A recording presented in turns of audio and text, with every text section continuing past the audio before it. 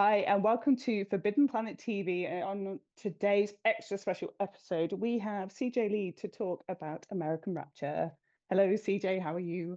Hello, I'm great. How are I'm you? I'm very, very excited that we could make this work. So yeah, so tricky timelines and yeah, I know. crazy. Well, we're busy. That's like what a gift Yeah, to get to be busy in this world and life.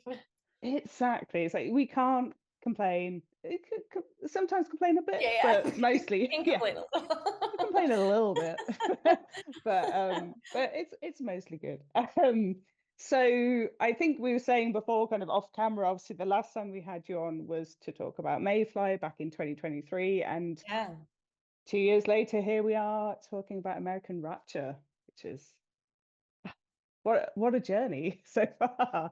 It's been a journey. Yeah, it's crazy when I don't remember if we did it like right leading up to the book coming out to Maeve or I if it was think like right after. I I think it was probably around the time it was just coming out. Yeah, I Yeah. I think like going from not having a book in the world to having a book in the world is such a huge jump, and it's like obviously that was my dream forever, and I like it took me like I don't know, I think from when I started sending books out until I actually had a book come out was probably like 9 years. So, Crazy. like it was definitely like I wanted it for so long. And then it happened and it was amazing. And I was like, oh my God, I'm so unprepared for this. But so it's been like a cool journey. And like the best part by far is like getting to know the community. And in particular, like StokerCon every year has been really great because the authors come together and like a handful of readers who are like really kind of dedicated and like really entrenched in the community. And it's like, it's fun because all the pressure's off and you just sort of like party with everyone else getting to do the cool job you get to do or appreciating it. So yeah, it's been a wild ride. It's been awesome. Crazy. I need to get to StokerCon. I know, like, I You live have to quite, come. yeah, I do. I live near Gemma Moore now. She's about 20 Oh minutes yeah. away from where I live. So, yeah, it's very cool. We need to sort something out, You definitely. can fly over together. Yes, yeah, exactly. And we can get stopped at customs for an It's unlimited perfect. amount of time. Yeah, yeah, yeah. Yeah, take an extra suitcase for books is like my one Okay, recommendation. Because I okay. always like mess it up and come home with because you can't not like it's Yeah. everyone's books are there and you're like, oh my gosh, I need everything. Yeah, it's great. I try and do that like every time, like at Comic Con and stuff. I'll be like, okay, I'm good. I'll just buy one thing, and then Yeah. at the end of it, you're just like you're wearing a new outfit. You've got on like a bag of books, and just like, what happened? I Yeah, didn't it's need to do crazy. this. The last Comic-Con, I didn't go this year in San Diego, but we went last year and I'm really into people don't know this. My boyfriend and I collect, do you know what like Tokidoki unicornos are? Yes, Okay, we have yes. like hundreds. We have like every Oh like my all the God. Okay. unicorns. I don't it started because my mom got us into it. Like she's really into like Okay. Pokemon Go. She likes to collect things Right. and she was like, "Oh, these are so cool. They're really cool. They're like art pieces." So we started collecting. Anyway, at Comic-Con, I had to go to a panel and my boyfriend was there and I was like, "Okay, I'm going to give you a list of everything that Mm. we're getting." And he ended up coming out with so many bags and they thought it was so fabulous that this like 6'4" like neck tatted guy was buying like every unicorno that they ended up giving him all this free stuff. So we ended Oh up my going home God. with like giant bags of like Tokidoki products. Oh wow. Yeah, so anyway, cons are dangerous. Cons are dangerous. See, before like Labubu and stuff, there Yeah. was No, we're the Tokidoki. OGs. Though, Yeah, yeah, yeah. exactly. The Labubu thing is kind of crazy though. We did event a couple of weeks ago for the End of the World as we know it, which the Yeah. lovely Sarah Maria Griffin came to chair, and she was just like, "You can pay me in Labubus," and I was just like, "We haven't got enough." I like I the whole wish I could. thing, and this is maybe more like rapture coded too, but like have you seen this whole thing where like all the at least American Christian right people are like, oh, they're like demonic because Labubu sounds like Pazuzu, and they're like, this is like a demonic plague like unleashed on the Oh God. Which then I'm kind of like, oh, maybe I need like a Labubu. I kind of like it. I mean, there are like some crazy, because I think I can't remember which designer brand have done their own range of Labubus as well. So there's some really like expensive Labubus that you can match with your outfits and stuff. Like it's There you crazy. go. The demons are taking over. The demons are taking over, and it was fashion all It's along. fashion. So Yeah. So from from our last interview to this, from theme parks to religion to the end of the world, um, all the things in between, what can you tell us, for anyone at home who hasn't read American Rapture yet, what can you tell us about American Rapture? So, American Rapture kind of follows a very sheltered 16-year-old Catholic girl in the Midwest in Wisconsin, who begins to come into her sexual awakening. And at the same time, like America explodes with this like violent, sexually propagating like viral epidemic, and she has to cross the state to try and find her family and like stay alive, and also like deal with this like burgeoning sexuality and like all of the church's ingrained like you're sinful, you're shameful kind of thoughts and feelings. It's one hell of a ride. We have to Good. we have to start there. And I've got like, I know I've got the like the blur on and stuff, but I've got my like American edition. So before it got picked up over here, I got this like shipped, and I was just like, I'm so excited. And then Bonnier picked it up over here, which is Yeah. It just took, I'm gonna say, it's funny, like with foreign sales, like you never know how things are gonna hit. And this one, this one sold faster in like Italy, for example, than Maeve did. They immediately were like, wow. we want that. But UK, it took a long time to sell American Rapture. And I was like, I don't know why it was, you know, if it's like it's a very sexual book, or if it, I don't know, maybe the Catholic thing didn't hit quite as hard as in Italy, you know. But it's kind of fascinating. But Bonnie or Ithaca, they have been so freaking cool, and they're like, I really am excited to see what else they put out coming up here, because they're really like so great. Yeah, it's very cool to see. So I was trying to do my little hustle for you over here. I was Thank like you. showing it to people, just going, you should pick this up, guys. But there is, which is lovely to see, there are more UK publishers picking up horror. So I know S&S are doing more horror over here, which is quite exciting. I know Harper's new editorial director is a fan of horror, so it's all just like, oh, come on, guys, let's Yeah, and you do know, this. the whole thing is like it's pretty fascinating, and it is cool to see kind of like the differences in different places. But yeah, I got really lucky, and I'm stoked that it's over there. Also, have you seen the special edition that they did? It's Well, crazy. It's like so I was like, is this real? good.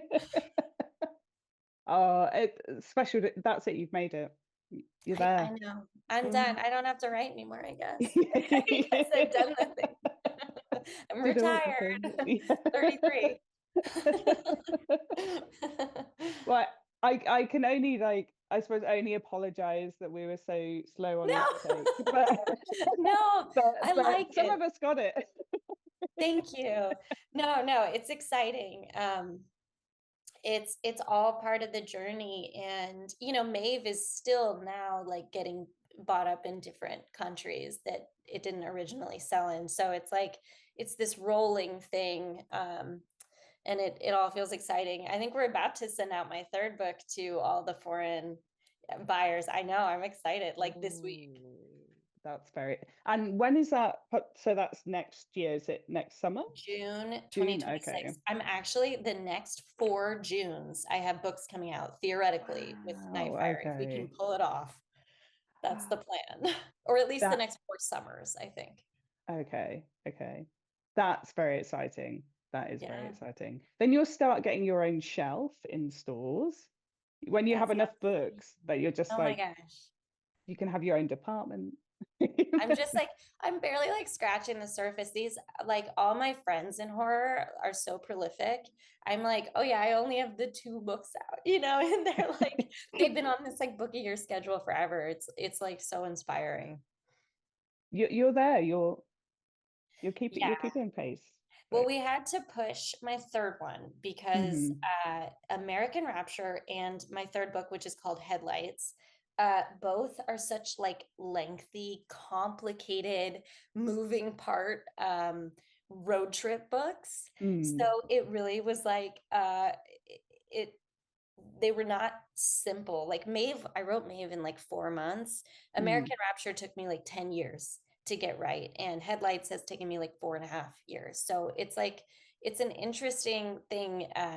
But yeah, back to back, just behemoths. So it felt good. They format it down though. They make them look not that long, but Yeah, yeah, yeah. yeah. They So make it look they're not easy, that but long. They're fast paced. Everybody read them. yeah, you totally should. And it's such like a weird comment to say, but I'm gonna say it anyway, that both like your both of your books so far are like a love letter to America, even though Yeah, I some of the know. content is not particularly flattering. Yeah, I think like my project as a writer and just like as a human is like they say there's a thing going around on like Instagram and TikTok that's like if you want to hate America, look at the news or the internet. If you want to love America, get in your car. And I think Okay. that's so true of this place. And I never thought I actually wanted to go move to Europe when I was in my early 20s. And I never thought I would ever like fall in love with this country. I grew up in Texas where I never felt kind of like I had a total place. And even though great family, but just Texas. But so then I ended up taking a year and driving around the country and like sleeping on the side of the highway and like getting to see what I feel really makes this country like beautiful, which is like Mhm. the strangeness, the the highways, the roadside Americana, our motels, our signs, our diners and dive bars. And like number one for me is the parks. And I talk about the parks in my third book a lot. But and those are a little bit at risk these days. But yeah, we have a lot of problems here. And the whole world is watching and everybody knows it. And it's like it seems to be getting worse by the minute. Um, and also there is this other stuff that there really is to love. And so I try to focus on those things. And also like I really believe in like uh more open-minded people, and I'm just going to say like our left, like taking back Americana culture. And you even see like there's this amazing push now of like we're starting to see diversity in country music, Mm, like, and Beyonce put out Cowboy Carter and actually got like acclaim for it, which she should. Not enough, mm. I would say. But I love that album so much. I was in like the top 0.1% of listeners on Cowboy Carter, by the way, on Spotify, which is insane. Obsessed. Um, and like Shabuzi, and then you have like Orville Peck, who's like, this like fabulous, super sexy gay cowboy Mm. western figure. And I just think we're and Chaperone even put out like a Yes. country song this year. I think we're in a cool moment of realizing like you don't have to be a proud boy to Mm, like embrace some of our we do have a culture here, yeah. and yeah, that culture is like we have 8 million McDonald's and whatever and Walmarts, but that is kind of our culture. And Mm, there's also a lot of like I say individualism like in a nice way. Like, like there are a lot of mom and pop places in addition to that. Anyway, all to say, I love what I love here, and I kind of want to like share it with the world and say that you don't have to be a certain type of person in order to be able to like appreciate it or participate in it. Like it's our birthright too. And I don't know if I'm going to start waving a flag, but I don't know if we're there. But I did get some American flag booty shorts that I might start wearing around. Nice. So Okay. just in certain settings, maybe. Yes. Yeah. No, that's a good like, yeah, America. So beanie shorts. That's our culture. Yes, God damn it. Yeah. No, there definitely is. There's a kind of taking back, as it were, and there are like, I know obviously it's a bit tricky at the moment for like people kind of visiting America. I know a few people have had issues kind of getting in and out of the Yeah. country and stuff. But there's a part of me that wants to like, I don't know, go to like Trixie's Motel and stuff like that. Like That's what I'm saying. And yes. yeah, go to the Trixie Motel, go to Dollywood. Like these, Yeah. we have these like fabulous places. House on the Rock, by the way, which I talk about in American Rapture, Mm-hmm. is one of the most incredible things I've ever seen in my life. I kind of, in the book, I painted in kind of like scary tones because my main character like would be afraid of it in this context. But seriously, I've gone so many times and you need like a whole afternoon. It's like miles indoors Wow. of Okay. yeah. Anyway, I don't even want to like spoil anything about it, but seriously, if anyone is listening to this or watching this and you're going to America, fly to Madison, rent a car, drive an hour, do it. It's so worth it. And it'll change your life. It's the craziest thing ever. And it's like the most American thing ever. I'm trying to kind of like reconcile that with the book. Like Yeah, the well, images. it's odd and it Yes. could be like frightening. And it also is such like sensory overload. Like when you go inside, so I guess for small context, this guy built a house on a rock that he kind of mimicked Frank Lloyd Wright's style, but they call him Frank Lloyd wrong. They say it's like evil version because it kind of feels that way when you go in, although it's amazing. And then he ended up over time building like indoor miles. I don't know if it's like 3 or 5 miles of oddity collections, but including like the world's largest indoor carousel. There's an entire room that is I don't know, like the size of half my house I'm staying in here that is like an organ room. Like the entire thing is like, I don't even know how to describe that one. Yeah. There are old Western towns. There's like a tiled Rolls Royce. There's like, you just can't, there's like taxidermy everywhere. There's just like, it's crazy. It's crazy. And you literally like, it takes hours to walk through. And that is so like American to me. This sort of thing of like, hey, look, I'm going to put a bunch of stuff together and give you like the most sensory overload experience of all time. And there's a scale blue whale like fighting with a, or like two size, like actual size blue whale fighting with a giant squid at one part. And you sort of like walk around it. It's unfathomable. You have to go see it. It's amazing. Wow. Wow, Yeah. that does sound incredible. Like how do you get planning permission to do that? I don't. Well, I think there's like I don't want to like get it wrong. I kind of probably did in the book, but I'm pretty sure he did not get planning permission Oh. at first, and that was part of this whole thing. So then the story I heard, which may or may not be accurate, is he built this house on a rock illegally. And then he was like, hey, but whatever, to whoever the authorities were, I'm gonna start charging admission for people to see it. I'll give you some of the money if you let me do it. And then it grew into this thing. That's the story. I don't know if it's accurate. I like it though, so I'm gonna hold on to it. Yeah, I quite enjoy that. That he's just like, oh, I've done it now. So Yeah, and that's also like so and that can be like a very problematic American kind of mentality. Like obviously like mhm. Mount Rushmore is like on the one hand it's like wow, to have the audacity to look at mountains and be like I'm gonna carve faces on those is like kind of amazing, but also you're like oh god, did we need to do that? But yeah, even that, it's like that is worth seeing. And then going over to Crazy Horse, which is really worth seeing. And Mm. there's so much. there's a lot here. There is a real cheese castle in Wisconsin, by the way, too. Wow. Yeah, Okay. Okay. yeah. It's a So great state. why Wisconsin for you? Obviously, all the kind of, we get the main kind of points of view kind of happening in and around that part of America. So what's, other than the cheese, what's It what's was the just big all the thing to cheese. it? Yeah. Um, so I wanted to have it be the middle of the country because I grew up in the middle of the country, though, obviously farther south. But I didn't want to set it in Texas because I just wanted like some separation from my Mm, life. I grew up in church a lot, but I didn't grow up like sheltered the way that Sophie, my main character, did. And also like had very different kind of family dynamics and things. So I just wanted it to be a little bit different.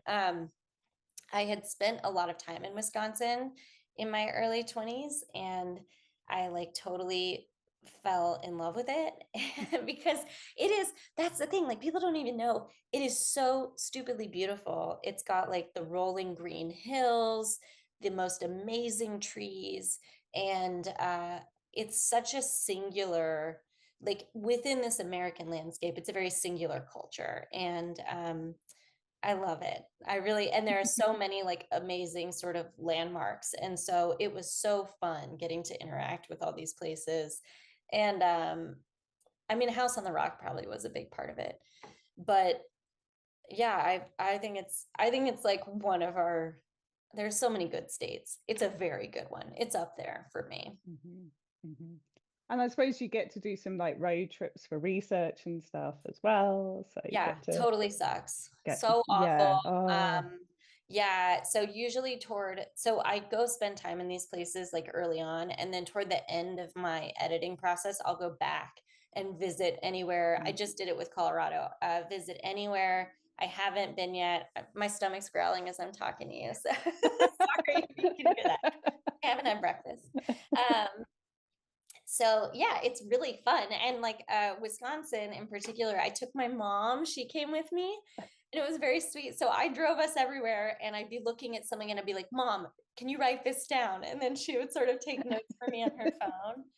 And she had never been up there, and she was like totally in love with it. And so that was a really Mm. fun experience to get to show her this place. So yeah, it's awesome. You'll have to kind of, for a future book, think of somewhere that's super exotic that you can, like, I need to do a research trip in, I don't know, Japan or just There you somewhere super go. cool. There you go. Yeah. Do I it. know I do have this Greenland idea I've been kind of like toying with. I'm Oh, like, do I need to go to okay. Greenland? But it is every time I start to do something like outside of America or start do some like fantasy thing, I've been kind of like toying with sci-fi fantasy on the side. Um, I have fun, but there is some like I just feel like my editor at Nightfire was like, "You're the Americana horror author, or not the, but just one of them." But that's Yes. what I'm really interested in. So I don't know. I have 50 states to cover, and then maybe I Yes. maybe I can move on then. That's like, yeah, that's another, yeah, 50 books right there. So No, I've got like 9 or 10 on deck that I want to write. So I'm excited. that's exciting. How, so from your kind of like the inception of the idea to the finished book, do kind of most of your ideas make it, or is there quite kind of from the first, say when you were first starting American Rapture, how Yeah. does it differ from the start to the So end? different. Yeah. Well, American Rapture was the first thing I ever wrote, and it was when Mm. I didn't think I was going to be an author. I didn't want to be an author. Like I was just doing. I thought I was going to be a medievalist for my career, and this was before like my big, American exploration. But I just had like an open elective in college at the end, and I took a writing class and I started writing this, what I thought was going to be a YA novel, like dystopian YA, which I was reading a lot of at the time. And it was so bad, but there was early interest in it. And that was crazy. And I didn't really know what to do with it. But that ended up kind of putting me on my path to becoming a writer eventually. But I probably like blank page drafted this book. Um, God, I don't know, 20 times, like Oh, completely start over. yeah. And maybe like 15. But yeah, it took like 10 years, and it took a lot of me maturing. But I think what was great about it is, so there's my protagonist is 16, and then there are these adult figures in the book who kind of like are very important also and kind of give their perspective. And I think what this book needed was for me to sort of start it when I was younger and really having, and at the time I guess I was 21, still grappling with a lot of these like sin, shame, guilt feelings like that felt still pretty present for me. And but by the way, those never really go away, I think. But I think then becoming an adult, living through, you know, the things that you do as you get older, loss and change, and like really understanding the way time passes and all of these things, and sort of like how fragile life is. And you know, when you're 21, it just feels like nothing can hurt you, and then you get into your 30s and you're like, oh shit, I think things could hurt me. And will, you know, like Yes. we know we're going to die, and we know that we're going to lose the people we love in some order, and that's a very difficult thing. But so to sit on both sides of it and get to kind of speak from both places, I think was what the book needed, and I feel really grateful that it took so long. And again, if this book hadn't sold early on, and another book I wrote that still is in the drawer, I never would have been angry or dark enough probably to write Maeve. So it all worked out the way it was meant to. Maeve was the It's fuck it book, you know? yes. Like, Yeah. I'm not going to get anything published. Like, I might as well just have the most fun Mm. possible. And it's so interesting with the character of Sophie, because obviously when she starts out, I think even for a lot of kind of, especially girls of that age, whether they had the kind of religion being a big part of their life or not, it's that unsurety. It, like, I don't know what I'm doing. I don't know. I have to trust the adults in the room, but maybe I Yeah. don't trust the adults in the room. Um, and so it just makes such an interesting story, because as it progresses, you feel like she's having to just grow up really quick without, Yeah. yeah, without any guardrails or Yeah, and I wonder, like, if I started that book now, I'm not sure I'd be able to like totally access that feeling in Mm, the same way, because it is like, I don't like, I was thinking about it, when you're that age, everything you do, even like your just body and physical space, is so uncomfortable, and you're sort of like mm, so aware of like how and where you are, and how and where other people are, and it is so uncomfortable all the time, like figuring this out. So yeah, I think it was nice, it was cathartic to kind of like put that out there. And also, like, I feel in particular, and this is where like the sort of America of it all really comes in, is like I kind of use like the double billboard as a metaphor in the book, but you see it everywhere. It's like mm, you'll have one on top that's like whatever, some like sex website or like triple X store or something, and then the one below it will be like, sinners go to hell, Jesus saves, you know, it like flames on it. Like, that's America. It's like we basically like tell young girls, your entire like value and worth is in your sexuality. You know, we mm, have like such a like a an oversexed kind of like advertising culture, and now with mm, the internet it's like a whole other thing. And then at the same time, like, your sexuality is like your greatest sin and shame, and you have to cover it up and hide it, or like kind of mitigate it somehow, otherwise like you are responsible for other people's reactions to it, yeah.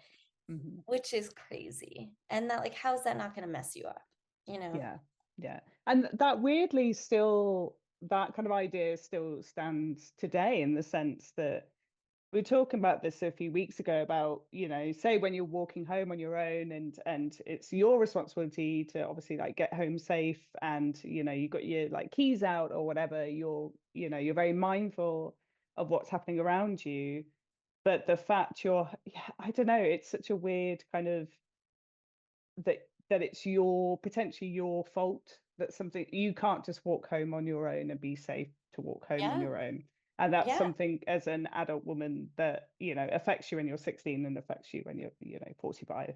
Yeah, it So doesn't change. And there's like, I remember so many people when I was younger saying things like, well, she asked for it. yeah, Like that's such yeah. a common phrase. She asked for it by wearing XYZ. It's like nobody asks for violence. Mhm. Nobody asks for like non-consensual anything or assault or I mean, it's just like what a crazy idea. Mhm. That's so nuts. Like nobody like I don't know. It's a problem. So I Mm. wrote a lot of pages about it. Yeah, no. It's very much something like Maeve is kind of the answer. Like you kind of the the anger, the feeling that you want to get out. You totally understand when people, if they haven't Yeah. read Mayfly, they totally need to, because yeah, that Well, that Maeve is that. was so awesome to inhabit because for me because she is so powerful. Like in that book, she is not going to be hurt physically by anyone. Yeah, yeah. Right. And we know that that's kind of like understood. That's like the conceit of the book. Mm, And to get to move through the world in a fictional sense in that way and to feel powerful, obviously she's pretty monstrous, but just to feel like impervious for mm, once was like so glorious. yeah, Yeah, and American Rapture is kind of the opposite. It's like Sophie's like very much not impervious, and she's yeah. understanding that as the book goes on. But also she gains some power. But Yes, yeah, yes, yeah. No, definitely. I think it's so interesting because of, I suppose, her kind of her upbringing and the fact that she hasn't really seen the world until she's kind of forced into it. yeah, Um, yeah, how was that to kind of, how was that to write? Did you have to, I don't know, kind of find yourself thinking back to, I know obviously your younger years kind of weren't anywhere near as sheltered, but just that yeah. idea, like you were saying, of kind of guilt and shame kind of attached to being a young woman. Yeah, for sure. Well, the the shame and guilt have been kind of the last things to go for me. And I will say, like, Mm, actually, in the last couple of years, like getting this book out and hearing people's stories, from their experience reading it and then from their lives, and realizing kind of how pervasive this is, and I think now I'm not really carrying it, which is amazing. But I like literally up until the end of writing the book, I feel like that was something I was grappling with. So that's like mm, whatever, 30 years of my life. There's a scene in which this woman, Cleo, is talking to Sophie in a hotel room. And I don't think that's too spoilery to say.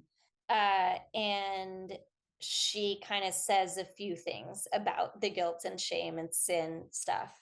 And that was the very last thing I added to the book. Like that was the Okay. very, very last, like final addition, those few, that like paragraph. And it was like, that was maybe the moment where I was like, oh, okay, I don't have to hold on to this anymore. And it was really kind of very freeing. But yeah, it's insidious. I mean, it's like they really dig it in deep and it's hard to get rid of. Yeah, yeah, it's crazy. What I did find quite interesting, I was reading up some reviews because I'm always intrigued to see if people, if they got the same things out of the book that I did, Yeah. and you know, and some people do, some people don't. I like, someone commented, "Oh, there's less gore in this book," and there kind of is, but also there's some very interesting set pieces that really kind of like, oh, like, without, again, without being too spoilery for everyone watching this, but the bit with the gridlock traffic and her kind of in, you know, on her own in the car and stuff, that whole scene is very kind of fraught in a different way to having the kind of the gore element that maybe Yeah. Maeve had. Like Uh, how, yeah, what Yeah. was the process like for you? Was, you know, it, what did you find it, is it easier in a way to write the gore over those really kind of tense, fraught kind of? sections? I think American Rapture really is like it's sexual violence, right? Like it's that's the scary thing. And then also it's sort of religious extremists. Those are sort of the two scary things. And and like a virus, and also like things wrong with you, all of those things. But in terms of the sexual violence, like it is such a perpetual kind of like fear and awareness. I mean, like you're saying, that it wasn't hard to write. Like it was just like that is something that like I've been aware of since the day I could understand what that was. Um, and like I grew up at a time where we were very like monitored, like we were not like the latchkey kids. We were like the next generation. So the sort of like I couldn't go to the mailbox by myself without somebody watching me, because like kids disappear. Like there like really frightening things do happen in the world. I remember like being taught, like when you're at the mall, like don't walk to the bathroom by yourself, or like at rest stops or whatever. And it's like that's really kind of it's a real thing, and it's a scary thing. So that it wasn't hard to imagine. I mean, it didn't feel great. I did actually, that scene in particular, so that's a scene where I'm kind of spoiling. It's not a big deal, but a man is in an unsafe position. And I did have like one male reader say on like an interview at one point, he was like, that moment like really made me realize the fear that probably women feel all the time. And that's not to say only women get assaulted, of course. Like yeah, everybody does, unfortunately. But yeah, so it's just, I don't know, I kind of wanted to even the playing field with this book, like with sexuality too, of saying like, this isn't like a gendered thing. Like we all have issues surrounding it, and it's a it's a problem. Like when you sort of make something so unattainable, but also so desirable, it's like that's going to generate an unhealthy atmosphere and make everybody unsafe. And so with the virus, like I wanted even playing field. Everybody can get infected. I did have men have an outward show of it, which was like these red blistery palms, which is, by the way, I think that is like a syphilis thing. I did a lot of virus research when I was doing this. I don't remember anything now. But because men have an outward like sexual tell, whereas women don't. But otherwise I wanted it to be totally even. I wanted it to be not like heterosexual exclusively, and because guess what, like we're not exclusively heterosexual. Crazy idea. So yeah, I don't know, everyone was unsafe in the book. Yeah, there was definitely it was interesting because it wasn't just kind of I suppose a loss of control, say, or a loss of, it was kind of, I suppose, questioning whether there was any control in the first place. Yeah. But because for, just thinking about, I don't, the idea almost of having kind of roaming gangs and groups of people kind of, yeah, whether with or without the virus, that could have been, I don't know, that could have been a thing that happened. It's, yeah. Yeah, and that's it. It all comes back to like, how do we deal with, I guess like the biggest thing I was trying to say with the book is like we have to deal with the existence of death. We have to deal with the existence of mortality, of violence, of these things that exist. Adding in this completely unnecessary like shame element to something that is so natural and doesn't have to be harmful or charged in the way that it is, which is sexuality. Like if we removed this charge, I do feel we would probably have less sexual violence if we had a healthier way to teach young people how to like respect each other and how to interact and how to like, obviously the good news is like consent culture is really like much better than it used to be. And you know, all kids now, I think, are kind of being taught these things as opposed to like just young girls. Um, and there's a lot more open-mindedness at the same time, like, you know, Mm.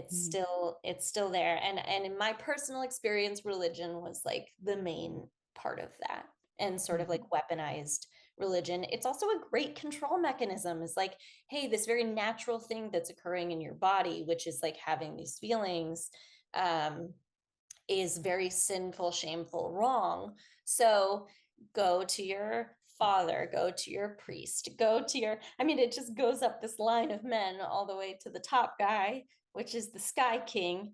And if you sort of like confess your sinful nature to all of them, then you're Mm. going to be okay.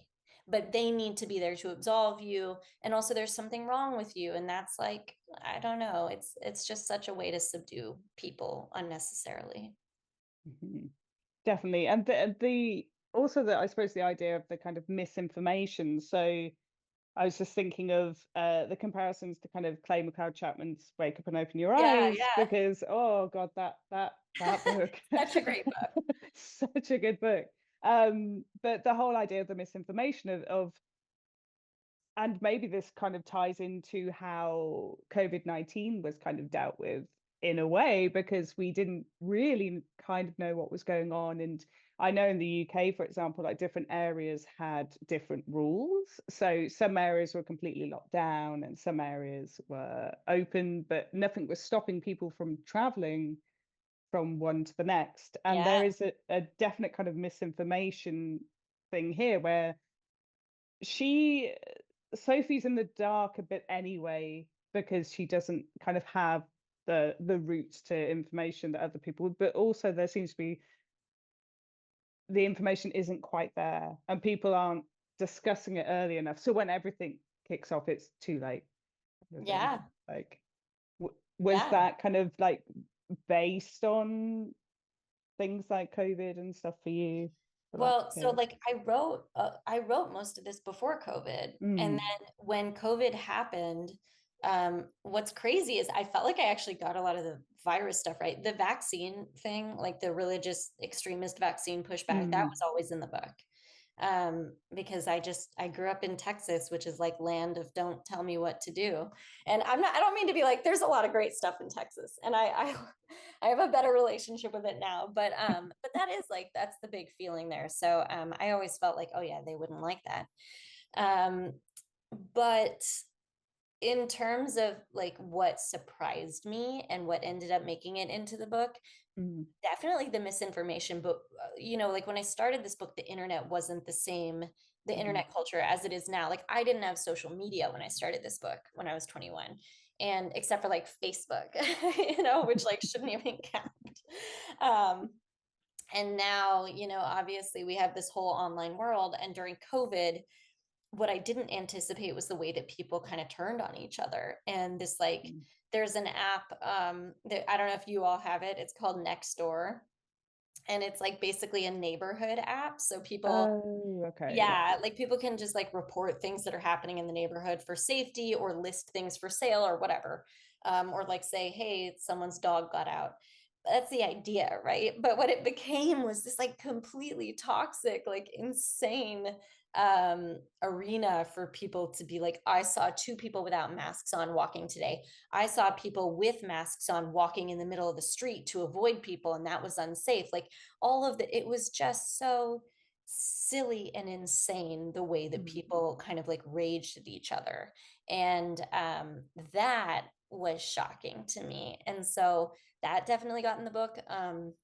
Seeing the way that the internet kind of functioned in that time, mm, in terms of just like I didn't have, now in American Rapture, I think in the final there are like forums where people are reporting if, you know, who had mm, died basically. And like that was added later. So there were a lot of like mechanics that I sort of like grew to understand. But yeah, funny enough, the virus and the spread of the virus and the vaccines didn't change. I do think I added more like masks and gloves later. mm. See, yeah, after Yeah. we Lysoled all our freaking groceries for we were crazy at first. We didn't know. I mean, it's that lack of information. Yes, yeah, and I presume you probably had the same thing where it'd be like, oh, it'll be a week to 2 weeks, and then we'll be back to Yeah, normal. I Oh, know. a Yeah. month, 6 weeks. Yeah, before you know it, a year's gone by, and you're just like, yeah, I still don't Yeah. quite know. It was crazy. I mean, Mm. that was like it came out of nowhere. I was with friends at a dinner in Texas, and our server came up and he said, "Did you hear the NBA was canceled?" And we were like, "What do you mean canceled? Like, how do you what?" And then I got flight alerts. I was supposed to fly to Europe with my grandmother, and it was like flights are canceled, you're grounded. And it was like we didn't even know what was going on. Mm. And I took a flight back to California, and like half the plane was wearing masks, and I was like, I'd never seen someone in a mask like in America, like outside of like a hospital. So just because we don't really have a culture of that, I know some places do. So I didn't know what was going. I was like so unprepared. It was crazy. Yeah, I don't think anyone, could Yeah. have Yeah. been. How could you be? Yeah, Yeah. it was, and it still feels as if it's weirdly lost time as Mhm. well. Like, when you talk to people, oh, what did you do in 2020? Oh, I don't know, not much. Yeah. Yeah. I almost feel like 2021 was the stranger time, or like 2021, Y- 2022, because it was like Yes. we were getting back to life. Like COVID was so like strange Mm, that it yes. like for me that's so like indelibly like set in my head. But 2021, 2022 were like we were in almost like a no man's land where life was going back to normal or was normal again, Mm, and yet yes. this thing was there, and also we had all lost like a year or what 9 months or what. I don't know, it's so weird. Yeah, it was very, and we, like in the UK, obviously, so Forbidden Planet has multiple shops across the UK. Certain ones were open and certain ones were closed at the same Yeah. time. So it was just confusing as hell because you're just like, well, Yeah. what's stopping? Yeah, what? Yeah, I don't know. It was crazy. It was crazy. The Yeah. the good thing that came out of that, I think possibly the kind of, I suppose, renewed time with kind of family and friends when you could actually see them again and stuff. It kind of felt as if you'd been given kind of another chance to spend some time with those people. And then also some fantastic horror books and films came out because people were stuck inside with their thoughts, thoughts Yeah. ideas and stuff. Yeah, it's really true. And but I got really lucky. I mean, Maeve came out in 2023. It got pushed. I sold it in 2021. Ah, yeah. So I feel lucky because it wasn't really a part of it. Yes. But I know authors whose like debut novels came out in like spring of 2020, and it's just like it was such a bummer. One of my best friends that happened, and it's like you just gotta, I guess it just is what it is. But yeah, that was a weird time. I will Yeah. say, if anyone's like listening to this and you're like, oh my God, I would rather like jump out a window than relive any of that time. The American Rapture is like a very different feeling Yeah. pandemic. It's not certainly not like stuck indoors, it's like the Yes. opposite. Yes. Yeah. Yeah. It's definitely more roaming outdoors. Yeah, roaming outdoor. It's Yes. more like the almost, I don't know, like I felt like you definitely inspired by like The Walking Dead. It's got that kind of like Yes. zombie element, but like fast Yes. zombie kind of Yes. thing. Yes, yeah, and the found family thing that you have in Yeah. The Walking Dead of, survivors kind of banding together, and you definitely get that in American Rapture. So yeah, it's there's positive things coming from the book. Well, I love because you just said like, actually there was this upside of like really understanding like how important like family and Mm, that family time is, and that maybe that did kind of seep in ways that I didn't realize, with the mhm, found family element. mhm. So talking of kind of found family, other than Sophie, were there kind of any of the other characters who kind of really changed for you as the book progressed, or is there anyone that's really kind of stuck with you from the kind of the larger kind of cast of characters? So definitely Cleo changed because I did like kind of mature more and understand a little bit more what it would be to be like an adult woman. Um, so Morrow is a 30 something year old. No, he's not 30. Sorry. He originally was, and they were like, you have to change this. It's too like the age gap is too Forgot about that. He's like 24, I think. He's a baby. The dog. Uh I've had a lot of dogs in my life. I've rescued a lot of dogs as an adult. Um and it's been a very big part of my life. I talk about it in my author's notes. That definitely impacted things. And then Ben is the sweetie the whole time. I think I'm really going through everyone here. The final one I'll say is I was going to talk about Helen, but maybe I'll say the parents felt different to me now. Because when I was younger writing it, it was like they were sort of these distant figures, and then rewriting it and looking at kind of what it is, it's like we all start to realize like, oh God, like you don't suddenly know what you're doing when you like have a child, right? Like nobody ever knows what they're doing in this life. And that to really understand that in a new way and get to come to them from that perspective, I think was a helpful thing and hopefully rounded them out a bit more. Yeah, definitely. I love there's a scene, and again, it's quite early on where Sophie and her mother are talking, kind of before everything kind of goes to shit. And it does kind of have more impact on kind of a second reading, because then you're starting to kind of, you're starting to understand kind of what the mom has kind of been through, and maybe how she's trying to protect her daughter in that way. So and that we're all like affected by these things that we're taught, and we yes, do pass it down to, between generations. Yeah. definitely. So kind of other inspirations. So what I found quite interesting when I was doing a bit of research, and obviously there's a lot of comparisons to kind of The Last of Us, but you're actually quite scared of like fungal based horror Oh and God, I like hate it. horror. Yeah. So maybe that isn't a fair a fair comparison, but what kind of other things inspired you? Are there any kind of, books, films, etc. that Um, I mean, definitely, I think the main thing with this book was probably music, actually, because like when I was a kid, we had Tori Amos, Alanis Morissette, Fiona Apple, Sinead O'Connor, like many more. And basically, these were women who were very openly talking mm, about some of these things that like I was terrified to talk about religion in certain ways until like you wouldn't know it now, but it really like the fear was so massive mm, that if I spoke out in some way or if I admitted to having certain like thoughts or feelings,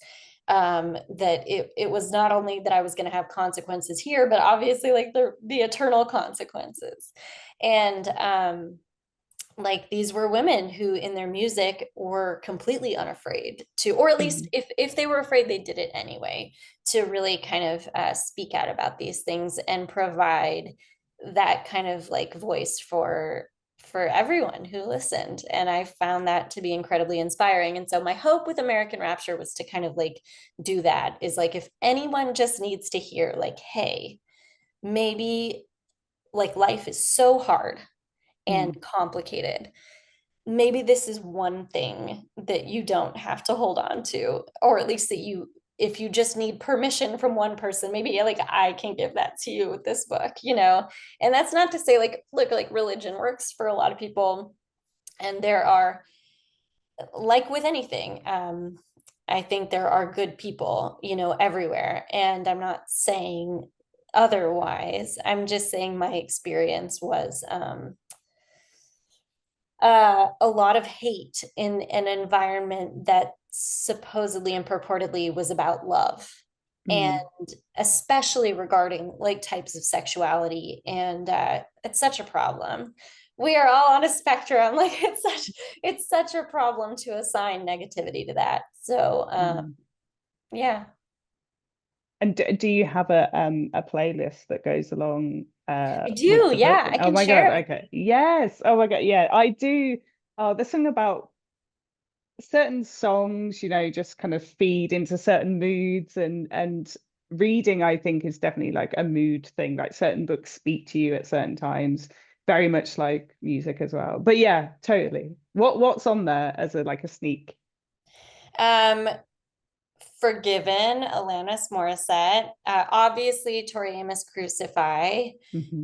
but also Precious Things, which was for a while the working title of this book. Um, Okay. yeah, I almost never get to pick my titles, by the way. I picked my third book title. Okay. They always change. But I'm trying to think what else. I have, it's long. Sinead O'Connor has this song called, I'm looking at it right now. It's actually one of my favorites. It's crazy that I am not remembering what it's called. So good, you can edit this part. Um, oh, obviously Dido White Flag is on there. I did Take Me to Church, Sinead O'Connor. I Ah. did end up obviously Take Me to Church, Hosier too. Um, I ended up adding Ethel Kane later because everyone who read this was like, "Oh, this is like Ethel Kane in book form," and I had never listened to her. And then I was like, Okay. "Oh my God, this is amazing!" So I'm obsessed with her. Um, there, I did put one Cowboy Carter song on here. There's a lot. Yeah, there's a lot. Neon Bible, Arcade Fire, First Love, Mitski. It was really fun. I also listened to a ton of like dark organ music when I was writing this. Okay. And organ music really terrified me for a long time Yes. because of church. And so I put a few of those songs on there and See, organ music for me always, I always just think like Castlevania. So for some bizarre, you know, like perfect. with the, yeah, it's I just like, oh accept yeah, that. vampires. We can bring that in. Yeah, But gotta bring that in. vampires are really, you know, historically like really kind of feel tied together for me with like the sort of like decadent Catholicism, ritual Yes. blood. Obviously, Anne Yes. Rice wrote a lot about both. Hmm. So I feel like I don't know, there's something there. Yeah. Who would we be without Anne Rice? Like, yeah, Literally no one. Well, that is, literally I no should one. say, like Anne Rice is probably was a huge influence on this book. Mm. I'm Yeah, obsessed with her. incredible. I only like say fairly recently, probably around kind of 10 years ago, discovered the Sleeping Beauty books that she wrote. Oh, they're so good. Oh my God. Yeah. It's just like, oh wow, okay. So that's Yeah, a whole yeah. other but very Uh, good. they are so good. Yeah. Yeah, she's got some other of the erotica ones that are like pretty wild and amazing. Um, I've done like such deep dives on Anne Rice. I've read like multiple biographies. I went and stayed in like a hotel room where she wrote and Wow. set her two like Hmm. Angel Hitman books. If you Wow, okay. those are an interesting because that was when she was transitioning into the like religious books again after, or not again for the first time, and then Okay. she kind of went back. Anyway, fascinating. I'll probably write a whole book about that one day. Yeah, Anne that'll be very cool. That'll be Rice. very cool. So reaching the end of the interview because you've got to go grab breakfast. So Thank you for looking out for girls me. gotta eat. So what are you currently reading, watching, playing? Like what are the things that are kind of keeping you happy at the moment? um, I am reading currently a taboo smut series. I say taboo, that's how she pitches it. Called the Salacious Players Club. It's frankly amazing. Okay. Highly recommend. When I'm writing a lot, I actually mostly consume like romance, and I also love reality TV because it's just like a palate cleanser, you know? So Yes. Secret Lives of Mormon Wives is my favorite Okay. show. It's amazing if you have not seen it. I'm currently watching The Summer I Turned Pretty, Okay.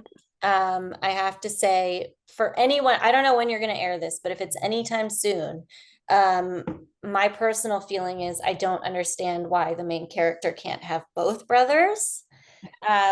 So if anyone wants my input, and yeah, that's kind of it. I'm behind on horror. I'm excited. I'm about to reread Play Nice, which is freaking amazing. Rachel Harrison's book, because I'm Yes. doing an event with Yes. her for it here in LA. And that book freaking rocks. It's so good. And I just went to Chuck Tingle's Lucky Day event. It was amazing. Oh, I yeah. just went to Brian McAuley's Breathe In, Bleed Out event, and I haven't started that book yet, but probably one of the most beautiful physical books I've ever held, actually. It's amazing. So yeah, all the good things. I'm gonna read Coffin Moon soon. Also, Keith Rawson. Yes, yeah, I'm chairing him at Comic-Con. I'm so excited. Oh So no way, he's I've so got cool. Coffee Moon over here, like ready to go next. So after I finish, so I'm reading Joe Hill's most recent, well, about to come out, King which is, Sorrow. yeah, it's massive. It's Huge. I very have good, it. but it's huge. Is it good? It's so, so good. I interviewed him about 2 weeks ago, and I was like, I'm so sorry I haven't finished it. And he was just like, you're forgiven. It's friggin' huge. And I was just like, thank you. It's just, I will have finished it by the next time we see each other. But yeah, it's very cool. It's very, very cool. Kind of having dragons in horror. Why not? Yeah. Why not? I'm Why not? stoked. I love everything he's ever written, so Yeah. I Yeah. can't wait. He's already as well. I think he's already finished his next book and is writing the one after that. So he's So on crazy. a prolific Oh my God. I need train to pick it again. up. Yeah. Yeah. You need to you could like you've got like what 10 ideas just sat there ready to go. Yeah, the So ideas. It's that's the the hard bit, right? execution. It's easy from here. Ah, But yeah, thank you so much, CJ, for joining us today. And for anyone watching at home, we do have a few signed copies left. You very, very kindly did book plates for us. And some of those will be coming to Comic-Con. So you'll be on our little oh, kind of hall good. of horror at Comic-Con, which is going to be very exciting. So Thank you. Have so much fun. I can't wait to see all the things you oh, are definitely not gonna buy. yes. I've told myself I can't buy anything. And then the day after, so normally the day after Comic-Con is the day when everyone collapses into a heap because we've worked 5 days at Comic-Con. But we have got Eric LaRocca for his first UK event the day after Comic-Con. No. Wait, So his new book, by the way, I am so freaking excited to read also. I can't wait. yes, I have that next because I've heard such amazing things about it. So I'm No one fucks me up like Eric. Those books yes. are crazy. They're incredible. They are. I never know where they're gonna. They're. You don't know where they're gonna go. You can't kind Yeah. of say, "Oh, I bet this happens," kind of thing. No, it's just gonna sideswipe you completely. Kind of, Yeah, yeah. no, he's brilliant. So yes, so we've got a bumper crop of horror stuff ahead. So this is why you have to come over next year. If I Just selling it must, to you. okay. We can make it happen. So, but yeah, thank you so much for joining us today. And yeah, for anyone at home, grab a copy of American Rapture, grab a copy of Mayfly, and obviously your next book. They'll be all primed for 2026. Yeah, get ready. It's a big shift, big jump to the next one. Very different. Yay. Perfect. Thank you so much. So this is going live Halloweeny time. So for everyone out there, happy Halloween. Happy Halloween. If you're enjoying watching Forbidden Planet TV and you're enjoying watching us talk to the world's most interesting and accomplished filmmakers, authors, artists, musicians, creators, subscribe right here. See you soon.